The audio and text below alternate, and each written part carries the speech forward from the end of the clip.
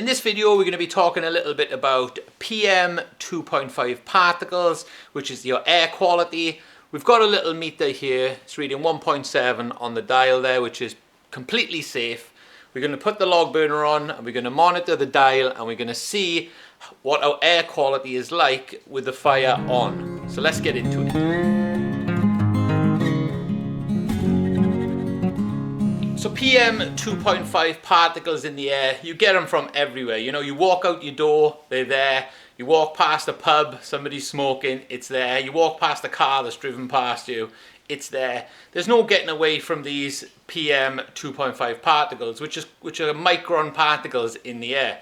Now, I'm going to put a graph up here, and the graph is going to show you kind of safe levels and not such safe levels. Obviously, if you're working in a garage environment, for example, you're probably going to be on the higher end of this scale, or workshop or anything like that. But there's a lot of talk about PM2 particles around a log burner, and this is what we're going to address today. Is we're going to look into a burn cycle. We're going to check the PM2. We're going to check the PM2 levels, the air quality, as we go along through this burn.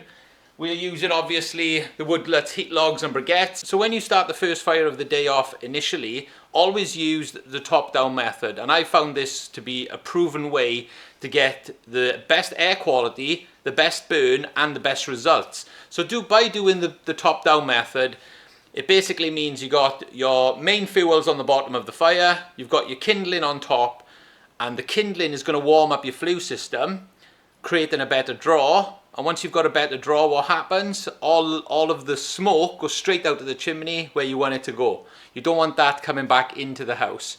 And by warming up your flue system first, you're going to have a much better experience with a log burner in your home. Another massive tip here is to burn the best wood that you can get your hands on, and the driest wood as well. Because you don't want to be burning wet wood, damp wood, unseasoned wood. You want some of the best stuff you can get your hands on, and this is for a few reasons. If you're burning damp and wet wood, not only does it not burn as well, you're creating more smoke and polluting the air at the same time. So when you're opening that log burner, all of those pollutants are coming out. With a product like woodlets, briquettes or heat logs, or the roasty toasties for that matter, you don't get these kind of issues. Now this stuff burns super clean, super hot, and it keeps the air pollution down to a minimum. The question I get asked quite a lot is, do I leave the door open on my log burner? Personally, I don't, just because of the heat that I get out of this thing already is amazing. I don't need to leave the door open, and it's, you don't want to be dangerous with it. And this is another reason, I like to keep the air quality around me as good as it can be. So I always keep the door shut. And obviously, using the top-down method, open the door, put your fire lighters in, get your fire going, get your fuel properly up to temperature, and make sure your door is closed as soon as possible.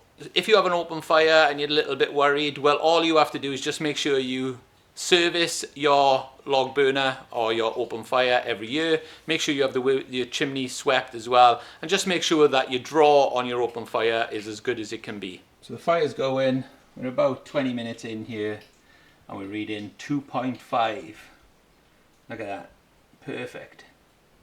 So lighting with paper and cardboard as well. So this is why I always use fire lighters, because they've got a quick combustion, they don't smoke at all, and they get your main fuel going really, really quickly. And it's really all a time game, it's all about getting your fuel to operating temperature as quickly as you can, heating the flue up, heating the fuel up, and heating the log burner up. When it comes to burning fuels, there's a few things to look out for.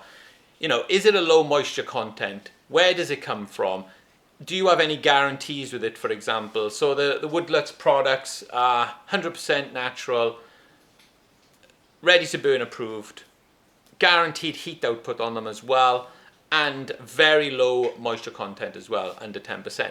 Now, these things, as you can see, look, we've been burning pretty much at this point about 45-50 minutes, and the PM2.5 is reading, believe it or not, 2.5. It hasn't even rised, and on the graph you can see anything under 50 is acceptable. So another really good tip here is just to keep air circulating in your area that you're burning. So keep a window open, open the doors, and if you do close the window, every now and again, every couple of hours or once a day, twice a day, just open the window for a little bit and just leave that air circulate. If you use the best practices that I have spoke about in this video, you shouldn't have any problems with air pollution.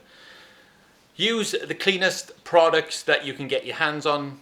Use the top-down method. Keep the door shut and get your log burner serviced as regularly as you feel safe. I feel once a year is perfect for me, but if you're burning fuels that are not as clean, maybe you should change that up a little bit. Try some different things. Like for example, I burn a lot of the heat logs and briquettes, and believe it or not, cleaner fuel means a cleaner system as well. So you won't have to, so when it comes to your yearly sweep, the sweeper's going to be like, whoa, that was a waste of time or a waste of money, because your system is spotless. So yeah, so I hope this video has helped you or put your mind at ease a little bit about the air quality around a log burner. Look, there's some determining factors about that. Like for example, if I was to burn pallets in here, if I was to burn wet wood in here, if I was to burn coal in here, it wouldn't be as clean as we see in today. And that's a fact. And that's on whoever's burning, whatever you're burning. You know, we try to burn, or I try to burn the cleanest fuels possible on a daily basis to keep my environment and the air quality as good as I can keep it. So thanks for watching as always. I hope this video has informed you a little bit and shown you an in-person demonstration of air quality control in your own home using a log burner with the woodlets, heat logs and briquettes. Thanks for watching, and we'll see you in the next one.